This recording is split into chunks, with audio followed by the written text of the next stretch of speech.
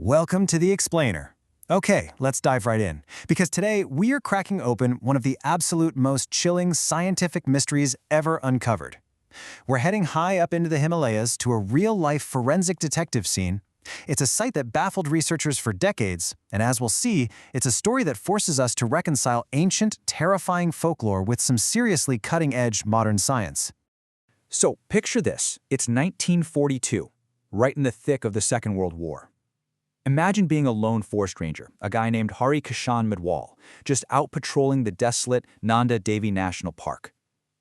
Out of nowhere, you stumble onto a truly gruesome scene. We're talking hundreds of human skeletons just scattered all around the icy edges, gleaming right through the clear, shallow waters of a remote glacial lake. I mean, it was an absolute shock, and it immediately raised one terrifying question. What on earth could have possibly wiped out so many people in such an isolated, desolate place? And you have to understand, this wasn't just any ordinary crime scene.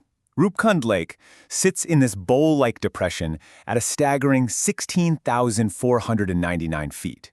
To put that into perspective, that is literally higher than the highest mountain peaks in the lower 48 U.S. states. It is a harsh, unforgiving, totally frozen wasteland for the vast majority of the year. So finding the remains of over 300 individuals way up here, it made their presence utterly baffling.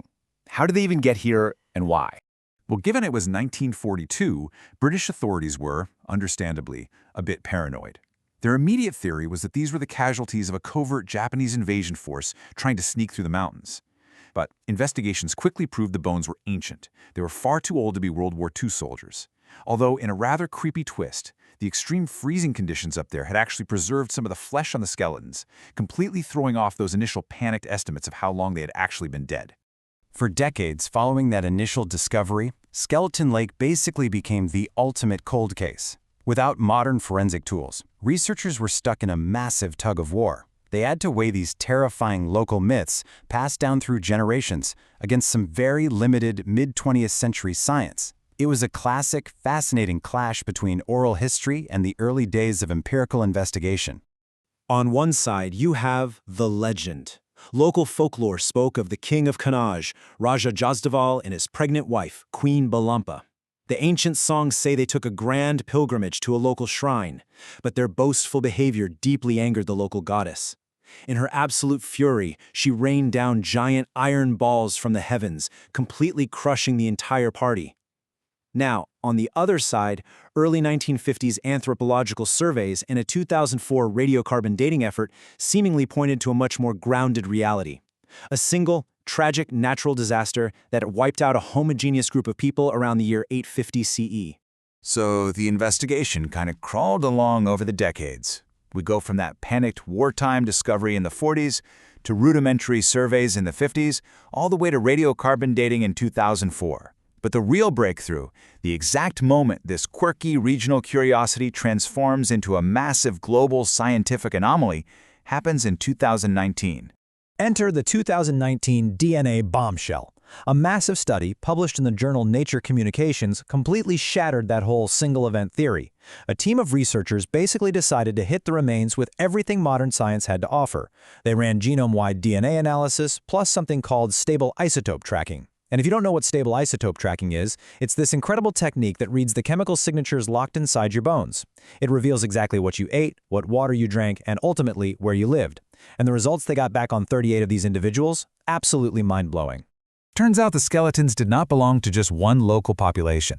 They belonged to three completely distinct genetic groups originating thousands of miles apart. You had a typical South Asian group, sure, but then one individual with Southeast Asian ancestry, specifically Malay and Vietnamese profiles, and then, get this, astonishingly, a group of 14 people with ancestry typical of the Eastern Mediterranean.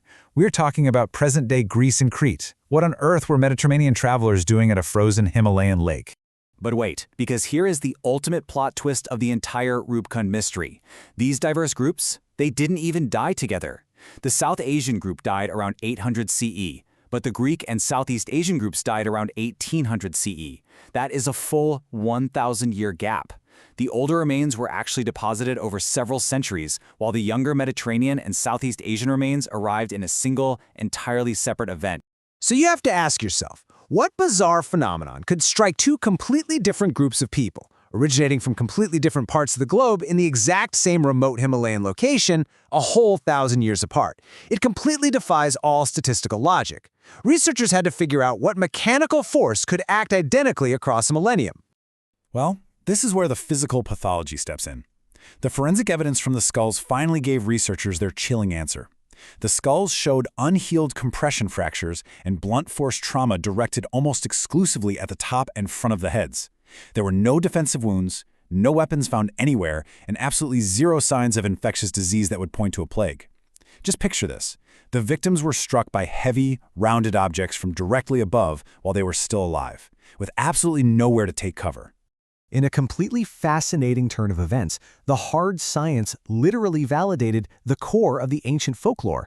Both groups, separated by a millennium, were caught in deadly, sudden storms of giant, cricket ball-sized hailstones. Those terrifying iron balls from the legend of the goddess weren't just a fairy tale. They were an incredibly accurate oral history of a hyper-lethal meteorological anomaly that literally repeats in this exact valley.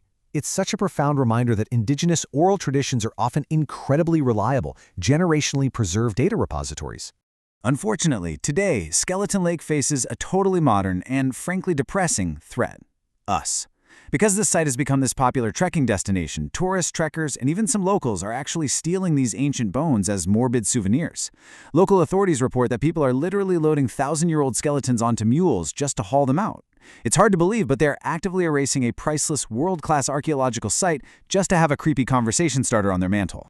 As we wrap up this explainer, we really want to leave you to ponder the chilling yet fascinating reality of Roopkund. Government agencies are trying to develop ecotourism to protect it, but the clock is ticking. The skeletons of Roopkund survived giant hailstorms, crushing glaciers, and 1,000 years of absolute isolation. But will they survive the modern tourist? Ultimately, it's up to us to decide what we value more: a macabre souvenir or the preservation of our ancient, deeply mysterious past.